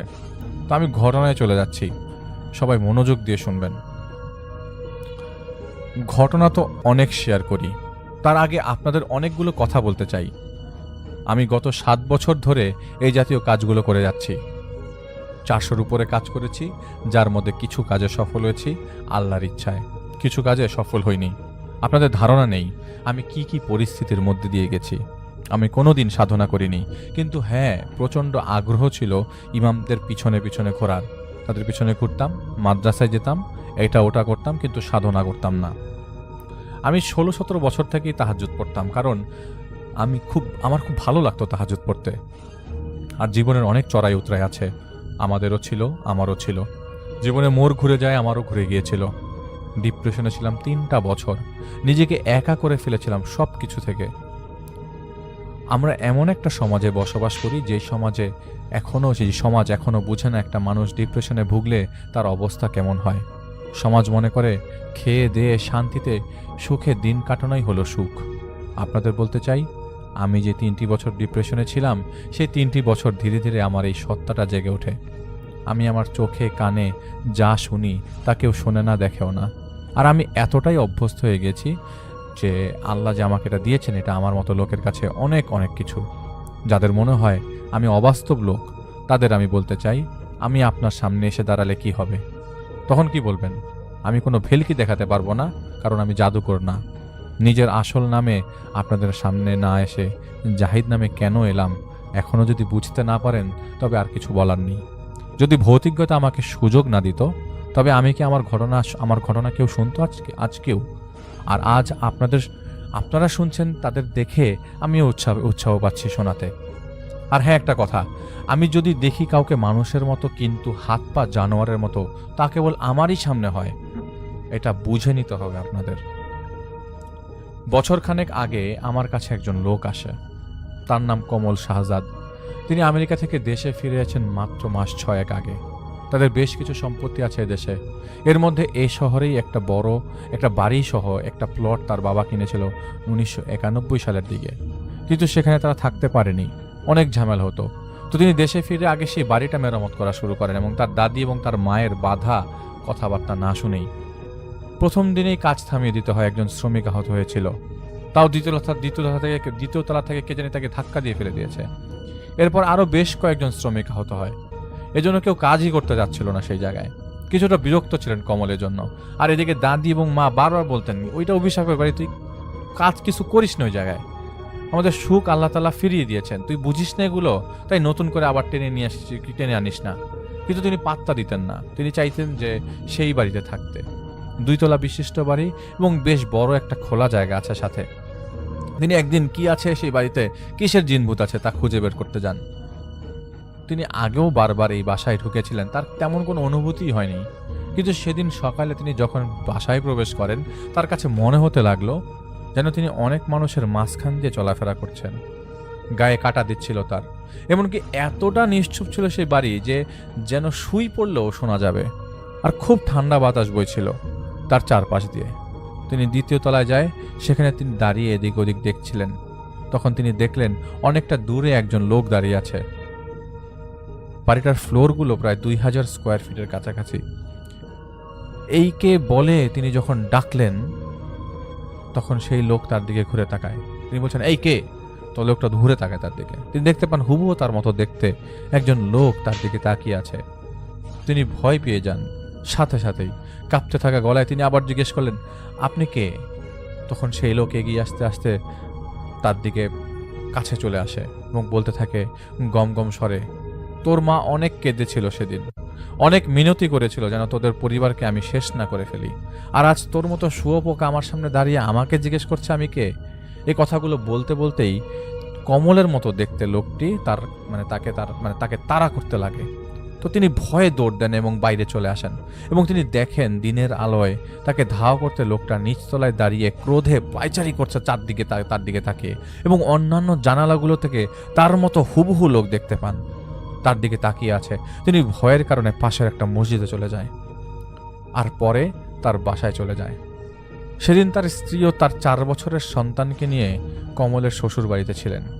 তিনি তার বাসায় প্রবেশ করেন। ঘরে ঢুকে তিনি দেখতে পান সিলিং ফ্যান ভেঙে পড়ে আছে ফ্লোরে, আর সব কিছু এলোমেলো, যেন ঝড়ো বাতাস বয়ে গেছে কিছুক্ষণ আগে। সেদিন মাগরিবের পর বাসায় তিনি কিছু একটা করছিলেন তার কম্পিউটারে। তখন তিনি কিছু একটা পড়ার শব্দ পান রান্নাঘরে। এরপর ডানা ঝাপটানোর শব্দ আসতে লাগলো। তিনি উঠে যেয়ে দেখতে পান একটা দাঁড় কাক ডানা ঝাপটাচ্ছে, কিন্তু সেটার মাথা ছিল না। ঠিক তখনই ধাম করে একটা শব্দ হয় কিচেনের জানালায়। আটকে ওঠেন তিনি এবং দেখতে পান লাল একটা মানুষ যার মাথায় চুল নেই। তিনি তীব্র ক্ষোভে তার দিকে তাকিয়ে আছে জানালার সাথে লেপ্টে থেকে। তিনি দৌড় দিয়ে অন্য ঘরে যাবেন, ঠিক ওই মুহূর্তে বিদ্যুৎ চলে যায় ফ্ল্যাটের। তিনি অন্ধকারে বের হয়ে কাউকে ডাকতে যাবেন, ঠিক তখন তার ফ্ল্যাটের গেটে ধাম ধাম করে কে জানি লাথি মারছিল। আতঙ্কে কাঁপতে কাঁপতে তিনি তাদের বেডরুমে চলে যেয়ে গেট লাগিয়ে দিয়ে বারান্দায় যে মানুষকে ডেকে সাহায্য চাইতে লাগলেন, কিন্তু ভয়ের চোটে তার গলা দিয়ে শব্দই আসছিল না। এদিকে তিনি শুনতে পান মূল দরজাটা কে জানি খুলে ফেলেছে, আর সাথে সাথে তার বেডরুমের দরজাটা খুলে গেছে। তিনি নড়াচড়া করতে পারছিলেন। তিনি দেখতে পান কালো কাপড় জড়ানো একজন লোক হাতে চকচকে কিছু একটা নিয়ে এগিয়ে আসছে তার দিকে। আসলে আতঙ্ক কেমন যে আতঙ্কিত হয় সেই বোঝে। তিনি কিন্তু চোখ বন্ধ করতে পারছিলেন না। শুনতে পাচ্ছিলেন ঘেরে ঘেরে গলায় সেই ছায়ামূর্তি তাকে বলছে, আজ এতগুলো দিনের পর সমীরণ তার নাতিকে পাঠিয়েছে আমাদের সরাতে। আরে তুই তো সেই সমীরণের জাত, রক্ত যার মাটি খাওয়ার ক্ষুধা মেটানো, ক্ষুধা কখনো মিটবে না। মরার সময় তোর হয়েছে সমীরণ, এই তাকিয়ে দেখ এটা কি বলে তাকে সেই চকমকে ছুরিটা দেখায় সেই ছায়ামূর্তি। এরপর সে বলে, এ হলো তোর জম, বলেই তার মাথা বরাবর কুপিয়ে যেতে লাগলো। তিনি বুঝতে পারছিলেন তার কপাল বেয়ে রক্ত পড়ছে, তার ছিটকে যাচ্ছে রক্ত এদিক সেদিক। তার আর কিছু মনে নেই। পরে তিনি নিজেকে আবিষ্কার করেন সেই ফ্ল্যাটেই। তার স্ত্রী, তার মা আর তার আত্মীয় স্বজন ছিলেন সেখানে। রাতে তাকে ফ্ল্যাটের গেটের কাছে বেহুশ অবস্থায় পড়ে থাকতে পাওয়া যায়, আর তার মা মাথায়, কপালে, তার মাথার তালু পর্যন্ত একটা 4 ইঞ্চি লম্বা কাটা দাগ পান। তার মা তাকে বলছিলেন, এত কিছু এই বাড়ি কেড়ে নিল, আর আমি তোকে আগলিয়ে রেখেছিলাম এতদিন, আজ তুইও নিজের বিপদ ডেকে আনলি বাবা বলে অঝরে কাঁদছিলেন তিনি। তিনি প্রায় রাতে মৃগী রোগীর মতো আচরণ করতেন আর বলতেন, আমাকে মেরো না, আমি ভুল করেছি বলে বিড়বিড় করতেন। এটা দেখে তার মা কিছু খাবার রান্না করে সেই বাসার উঠানে তিনি নিজে রেখে আসেন। এরপর কমল পরে সুস্থ হন, কিন্তু তিনি জানতে চাননি কিসের সমস্যা সেই বাড়িতে। কারণ যখন তার সাথে এমন ঘটনা ঘটেছে, এতে করে স্পষ্ট হয়ে গেছে যে জিনের আস্তানা হয়ে গেছে ওই বাড়ি। তিনি গোপনে বাড়ি মেরামত না করে তা বিক্রি করে দেওয়ার সিদ্ধান্ত নেন। এদিকে কমলের মা রোজ রাতে লাল চেহারার গোল মুখে কালো আলখেল্লা পরা একজন লোককে স্বপ্নে দেখতে লাগলেন। তিনি দেখতেন সেই লোক তার বাড়ির বিছানার পাশে দাঁড়িয়ে তাকে বলছেন, তুই বিশ্বাসঘাতকতা করছিস, তোর ছেলে অনেক বাড়াবাড়ি করছে রে, ওকে সামলানো তো পরিণাম ভালো হবে না, এই বাড়ি থেকে ওকে দূরে রাখ, নয় তোর জামাইকে যেভাবে দুনিয়া থেকে বিদায় করে দিয়েছি তোর ছেলেকেও এভাবে বিদায় করব। রোজ রাতে তিনি দেখতে লাগলেন একই স্বপ্ন। তিনি সব সময় কমকে বলেছেন, তুই কি কিছু করছিস বাবা, আমি কিন্তু রোজ রাতে খারাপ স্বপ্ন দেখি, আমাদের তো টাকা পয়সার অভাব নেই, তুই বাড়িটা থেকে দূরে থাক না বাবা। আর প্রতিবার তাকে মিথ্যা বলতো কমল যে তিনি কিছুই করছেন না। এদিকে কমল নিজেও দেখছেন বাড়ি কেনার ব্যাপারে কারোরই তেমন আগ্রহ নেই। তাই তিনি ডেভেলপার কোম্পানির সাথে যোগাযোগ করে যাচ্ছিলেন এবং অনেক ঝামেলার পর একটা কোম্পানি রাজি হয়। আর যেদিন সেই কোম্পানি রাজি হয় সেদিন রাতে কমলের মা স্বপ্নে দেখেন সেই লোকটিকে আজ তার দিকে ভয়ানক দৃষ্টিতে তাকিয়ে আছেন সেই লোকটি তাকে বলে, যদি আগে জানতাম তোদের রক্তে বিশ্বাসঘাতকতা থেকেই যাবে, তাহলে সেদিন তোদের বংশ নির্মূল করে দিতাম। সময় গুনতে শুরু করে দে, তোদের বংশ নাশ হতে চলেছে বলেই লোকটি ঘর থেকে বের হয়ে যায়। স্বপ্নে তিনি শুনতে পাচ্ছিলেন তার শাশুড়ির যন্ত্রণায় চিৎকার দিচ্ছেন, আর সাথে নারকীয় উল্লাস করার ধ্বনি ভেসে আসছিল তার ঘর থেকে। এমন মনে হচ্ছিল যে তার শাশুড়িকে শূন্যে তুলে বারবার নিচে ফেলে আছাড় মারা হচ্ছিল। ধাম করে একটা শব্দে এবার তার আসলেই ঘুম ভেঙে যায়, আর তিনি শুনতে পান তার বয়োবৃদ্ধ শাশুড়ির ঘর থেকে গোংরানির শব্দ আসছে। তিনি দ্রুত উঠে যায়, দেখতে পান তার শাশুড়ি নিচে পড়ে আছেন, আর তার হাত একটা উল্টো দিকে ঘুরানো। এটা দেখে তিনি দৌড় দিয়ে কমলার পাশের ফ্ল্যাটের লোকজনদেরকে ডেকে নিয়ে এসে হাসপাতালে নিয়ে যান। সেখানে ডাক্তাররা তাকে মৃত ঘোষণা করেন। আপাত দৃষ্টিতে দেখলে মনে হবে তার শাশুড়ির শোল্ডার ডিসলোকেটেড হয়ে গেছে বিছানা থেকে পড়ে যেয়ে, কিন্তু কমলের মা তো ঠিকই দেখেছিলেন স্বপ্নে। তাই তার দাফনের পর কমলের মা কমলকে একান্ত ডেকে নিয়ে তার মাথায় হাত দিয়ে সত্য কথা বলতে বললে কমল পরে বলেন তিনি ডেভেলপার ঠিক করেছেন যারা সেই বাড়ি ভেঙে বহুতল ভবন করবে। তখন কমলের মা কমলকে স্বপ্নের কথা বলেন এবং এটাও বলেন এইভাবেই তার বাবা মারা গিয়েছিলেন, যেভাবেই তার শাশুড়ি আজ মারা গেলেন। তিনি কমলকে ওয়াদা করান যেন সেই বাড়ির ব্যাপারে তিনি ভুলে যান এবং বিদেশে যেন চলে যায়। অনেক ভেবেচিন্তে তখন কমল তার মায়ের কথায় রাজি হয়, কিন্তু সেদিন রাতে স্বপ্নে সেই লোকটি আসে কালো কাপড় পরা, লাল চেহারার, এক টুকরা সাদা কাপড় রেখে যায় তার বিছানায়। এরপর ঘুম ভেঙে যায় তার। নামাজের জন্য উঠে বসবার সময় ঠিকই তিনি সেই কাপড়ের টুকরো দেখতে পান, 4 আঙ্গুল সাইজের কাপড়। এবার তিনি সেই কাপড় নিয়ে একজন হুজুরের কাছে যান এবং এখন পর্যন্ত হওয়া ঘটনাগুলো শেয়ার করেন। সেই হুজুর কাপড়টি তার কাছে রেখে দিয়ে পরদিন কমলের মাকে আসতে বলেন। পরদিন গেলে সেই হুজুর বলেন, দেখুন এই কাপড়টা সদ্য তুলে আনা কাফনের কাপড়।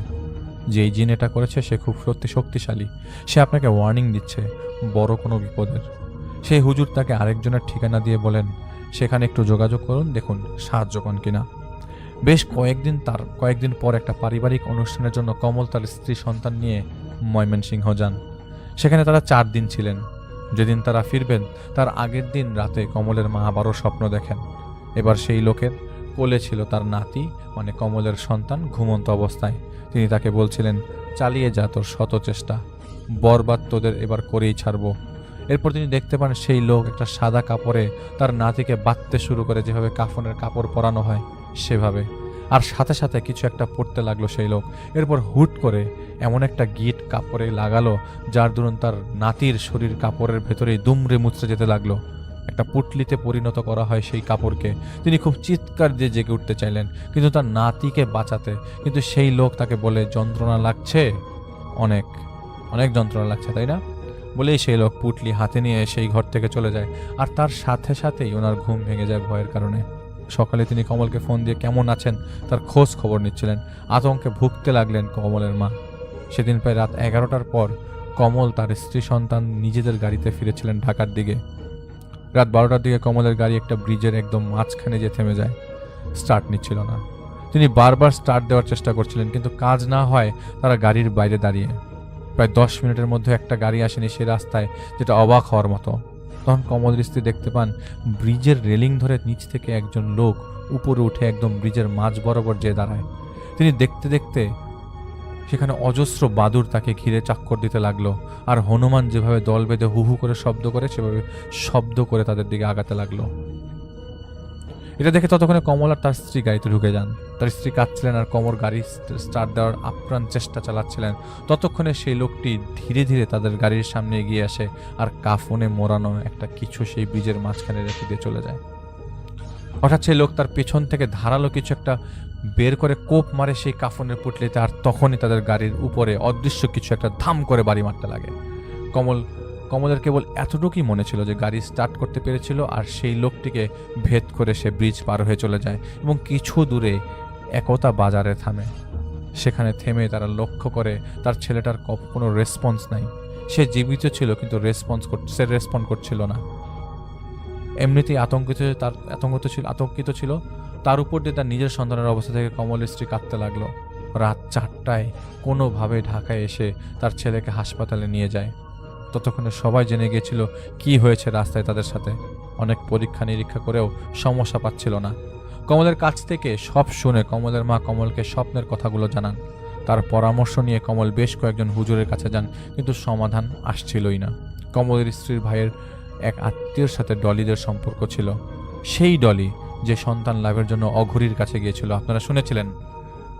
ডলি তাদের আমার সাথে যোগাযোগ করতে বলেন, কিন্তু আমি যেহেতু ডলিদের সাথে যোগাযোগ রাখিনি, তাই অনেক ঝামেলা করে কমল আমাকে খুঁজে পান।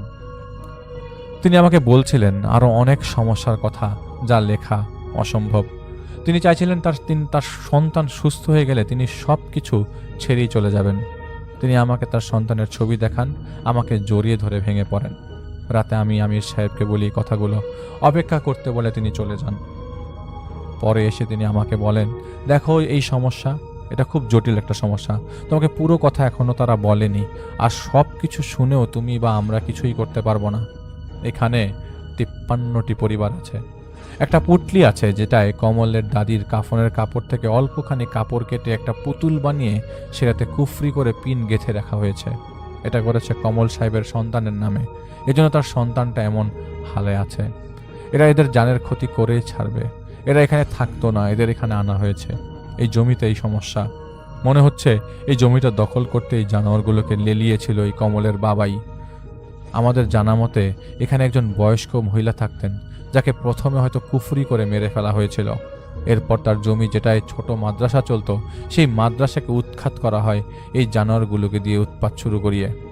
এরপর নামমাত্র মূল্যে সেই জমি কমলের বাবা বাগিয়েছিল। এখন এমন কিছু হয়েছে যার কারণে উল্টাই জানোয়ারগুলোই তাদের ক্ষতি করা শুরু করে। আর এখানে আমাদের সামর্থ্য নেই এদের সাথে পাল্লা দেবার। বাচ্চাটার নামে জাদুকরা পুতুলটি ওই বাড়িতেই আছে, 2য় তলার একটা বাথরুমে, কিন্তু সেখান থেকে কে নিয়ে আসবে এটাই তো আসল কথা। যদি কেউ পারে তবে হয়তো সে পাগল লোক পারবে। তারা ইচ্ছা করে সেই বৃদ্ধ মহিলাকে মেরে ফেলেছে। আমাদের নিজেদের খুব খারাপ লেগেছে, কিন্তু শক্তি সামর্থ্য হিসাবে আমরা দুর্বল। আমি তাকে জিজ্ঞেস করি যদি আমি যে আনতে পারি বা কোনোভাবে আলাপ করে কোনো কিছু করে আনা যায় কিনা সেই পুতলিটা। আমির সাহেব বলেন, দেখো তুমি বাঘের সাথে তর্ক করতে পারবে না, কারণ সে বাঘ, সে তোমাকে তার শিকার মনে করবে। তাই তুমি বাদ দাও, এড়িয়ে যাও এই কাজটা। ওরা তোমাকে পেলে পাগল বানিয়ে ছেড়ে দেবে। তো আমাকে বুঝিয়ে উনি চলে যান। পরদিন আমি অনেক বুঝিয়ে আমার অপারগতা প্রকাশ করি তাদের কাছে, এবং এটাও বলে যে আমির সাহেব আমাকে বলেছেন এই জিনিসগুলো। পরে কমলের মা আমাকে খুব জোর করেন এবং তাদের বাসায় আমাকে আসতে বলেন। তার খুব জোরাজোরিতে অনেকটা বাধ্য হয়েই আমি যাই তাদের বাসায়। আমি শুরুতেই তাকে না করে দিই যে আমার পক্ষে কিছু করা সম্ভব না। তখন তিনি আমাকে বলেন, বাবা তুমি যেই কথা বলেছো তা করার কথা জানার কথা কারোর জানার কথা ছিল না। আমি শুধু তোমাকে পুরো সত্য কথাটুকু শোনাতে চাই। এরপর তুমি নিজেই বিচার করে নিও আমার নাতিটাকে তুমি বাঁচাবে কিনা। কমলের মা বলতে লাগলেন, কমলের বাবার নাম কামাল লোহানী। তিনি পৈতৃক সূত্রে অনেক জমি জমার মালিক ছিলেন, কিন্তু তারপরও তার এই জমিটার উপর নজর ছিল। এই জমিটার একমাত্র মালিক ছিলেন সফেদা খাতুন, বৃদ্ধ একজন মহিলা। জমিটা বড় হওয়া এবং সোয়াব পাওয়ার আশায় তিনি বেশ কয়েকজন হুজুরকে মাদ্রাসা চালাতে দিয়েছিলেন। কোনো রকম পাওয়ার আশায় তিনি কিন্তু কোনো রকম ছাপরা ঘর তুলে মাদ্রাসা চলছিল সেখানে।